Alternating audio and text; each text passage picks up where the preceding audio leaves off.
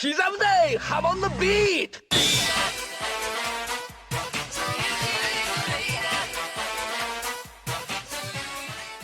Welcome back to another JoJo chapter review. This time we're taking a look at chapter 32 of the JoJOLands titled Sinking Howler. Last time, the gang defeated the enemy stand user Key West and finally directly confronted Howler, with JoJo claiming he'll sign the land over no matter what.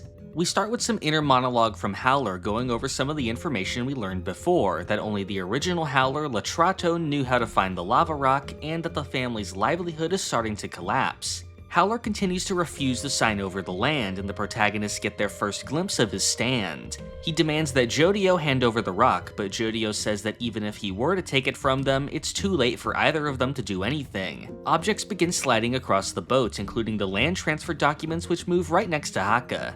Helicopters appear overhead and soldiers drop down onto the boat while a crowd of journalists start watching from the coastline. The ship begins tipping over and sinking due to the damage of the recent battle. The soldiers apprehend Howler, saying they're acting on orders from the president.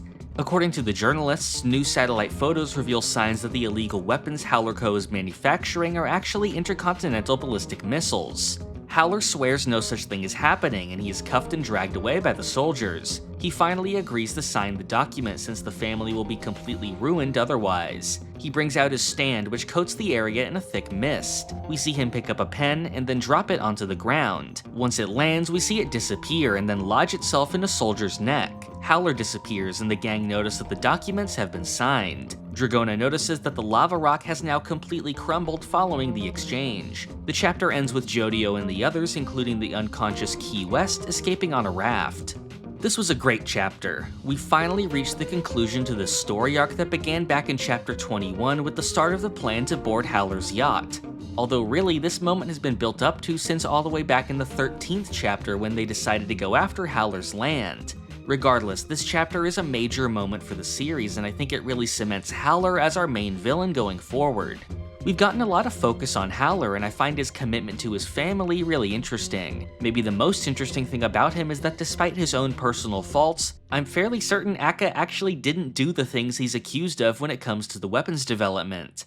Obviously, the biggest highlight here is the full reveal of Howler's stand. We actually first saw it back during his first appearance in chapter 17. As with a lot of JoJo stands though, it went through a pretty big design change. Back then it had some short ears as well as a flower on its head and being covered in some lava tube motifs. As it appears now, the stand definitely has elements of the lava rock in its design, but otherwise it's massively different. On first glance, I think it looks a lot like Soft and Wet, which I find really interesting, and it also feels a bit like D4C after Valentine was aged. One of my favorite details is that it has a sort of cloak around it, which actually reminds me of Purple Haze, another stand design that I really love. The stands so far in Part 9 have been really out there design-wise, which I'd actually say is a huge positive for the part, with all of them filling a certain niche.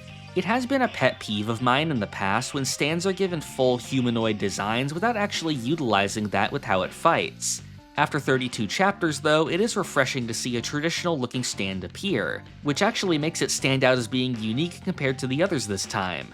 As for what its ability is, I'm still not sure what to make of it. The stand generates mist, and within that mist we see Howler drop a pen, which later launches into the neck of one of the soldiers. We also see that Howler is able to completely avoid the bullets when the soldiers start shooting, and finally he seems to disappear from the boat entirely while still managing to sign the contract. My theory is that this is some kind of space manipulation stand, and that within the mist, Howler has full control over himself or any object he has touched. So he can move around freely and avoid attacks, and the pen is able to fly around at high speeds.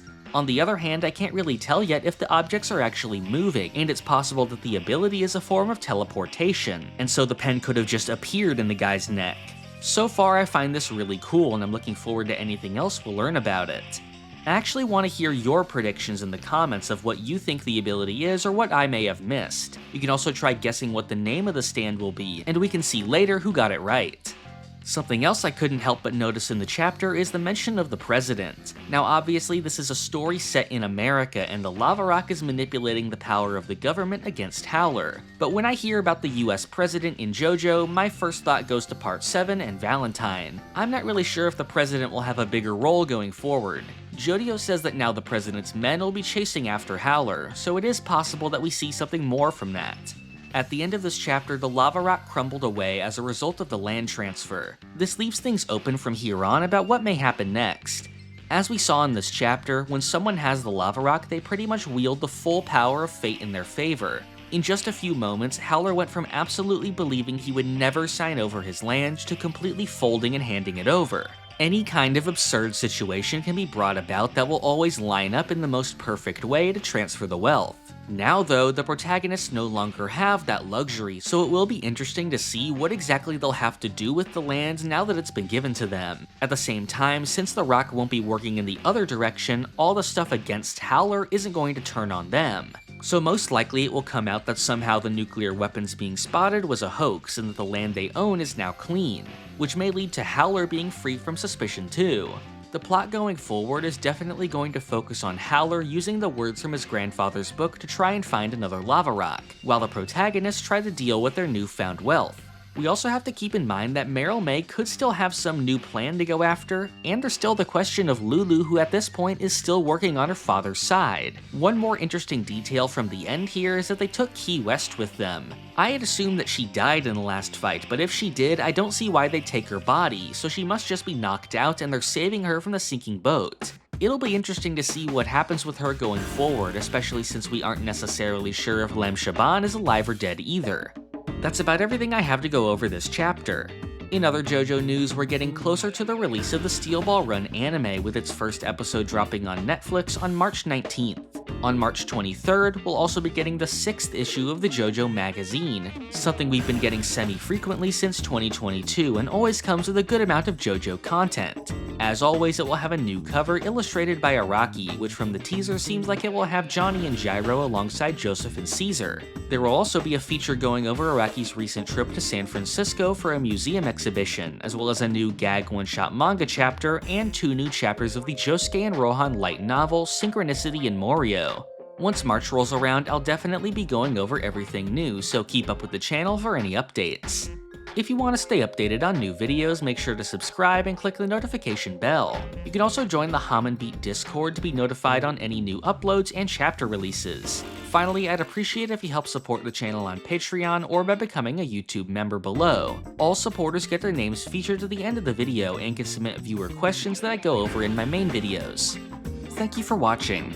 This is the part of the video where I thank my $5 and up patrons and members. Thank you to Doorbell, Crayon, RigoVids, Zucato, Pumpkin Doge, Marrow, Sponge Cake, Cakext, Feliciano Rabaja, Rayana Meme, Christian McDonough, Pulse Dog, Rob Goliath, Jacob Smith, Big T, Gold, Red Hot Mayonnaise, Zenkai, Keenan, Harry, Saint Bobo, John Garcia, Crank and Plank, Puffin32, Fran Studios, Shin Megami Tensei Film Reviews, Griffiono, Fiddlehead, Justice, Jowl Marchants, Danilo K, Star the Gunslinger, Mel, Alavai, Kali, Ridley Wanamaker, Javier's Milk, Billy the Corgi, Joe Jogan, and Time Lord.